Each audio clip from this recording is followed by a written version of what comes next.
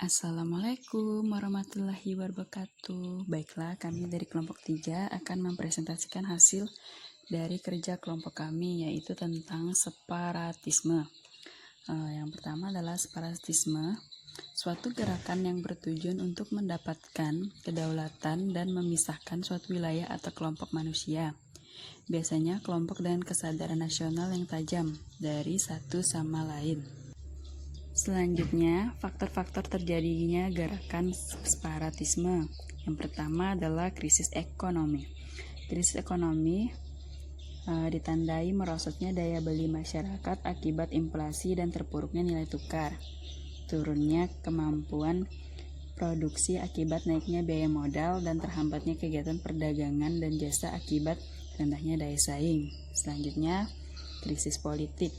Krisis politik ini ditandai dengan adanya konflik antara elit politik yang hanya memperjuangkan kepentingannya sendiri, pada akhirnya menciptakan kondisi instabilitas politik. Selanjutnya, krisis sosial. Krisis sosial ini ditandai dengan sikap primordialisme dan eksklusivisme bernuansa sara, pertentangan antara adanya kelompok masyarakat yang sulit menerima perbedaan. Selanjutnya adalah kebijakan pemerintah tak berpihak ke rakyat. Pada saat itu kebijakan pemerintah sering tidak berpihak ke rakyat namun berpihak kepada pejabat-pejabat tinggi. Selanjutnya adalah hukum yang tak dihormati. Hukum yang tak dihormati ini ditandai dengan lemahnya penegakan hukum dan HAM sehingga terkesan seperti adanya pembiaraan yang dilakukan oleh negara terhadap kekerasan yang terjadi di sejumlah daerah. Selanjutnya adalah intervensi internasional.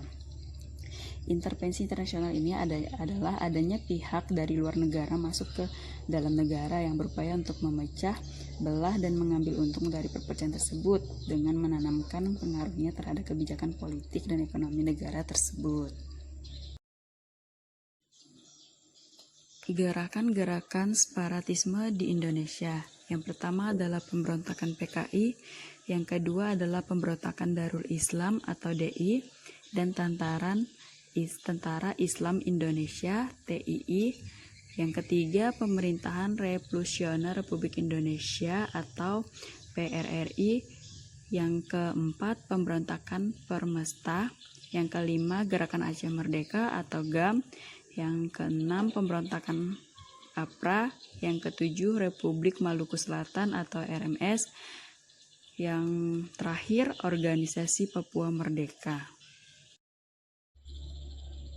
Disintegrasi bangsa. Suatu keadaan ketika bangsa atau negara mengalami perpecahan. Keadaan ini adalah tidak bersatu padu yang menghilangkan keutuhan atau persatuan serta menyebabkan perpecahan. Baiklah, teman-teman, di sini saya akan menjelaskan faktor terjadinya disintegrasi.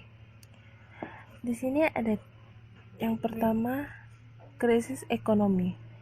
Krisis ekonomi adalah transisi yang tajam menuju masa resesi atau kemerosotan. Yang kedua, krisis politik. Krisis politik adalah sebuah peristiwa darurat di mana kebijakan atau tindakan yang diambil oleh pemimpin maupun pemerintah tidak merubah masalah yang dihadapi organisasi atau negara yang negaranya menjadi lebih baik. Yang ketiga, ada krisis sosial. Krisis sosial adalah kondisi yang tidak kondusif di tengah masyarakat, di mana semua hal memburuk dan tidak amat nyaman.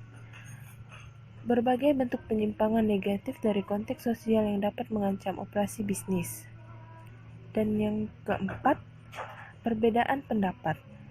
Perbedaan pendapat adalah sebuah sentimen atau filsafat non-persetujuan atau perlawanan terhadap gagasan atau entitas. Antonim istilah tersebut meliputi perjanjian, konsensus, dan perhatian. Saat satu partai menyepakati sebuah proposisi yang dibuat oleh partai lain. Dan yang kelima adalah terdapat isu yang berisi sara. Isu SARA di sini adalah akronim dari suku, ras, agama, dan antar golongan.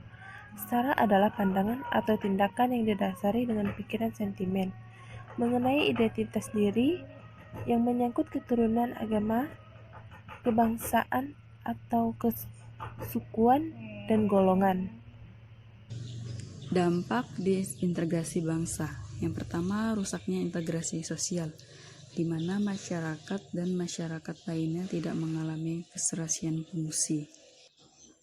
Yang kedua, timbulnya konflik sosial, di mana individu antar individu atau kelompok dengan kelompok saling menjatuhkan satu dengan yang lainnya. Tidak tercapainya pembangunan nasional, di mana upaya untuk meningkatkan keseluruh aspek kehidupan masyarakat berbangsa dan bernegara tidak mengalami ketercapaiannya. Terkendalanya interaksi sosial, di mana masyarakat satu dan masyarakat lainnya tidak mengalami hubungan antara manusia satu dan manusia lainnya.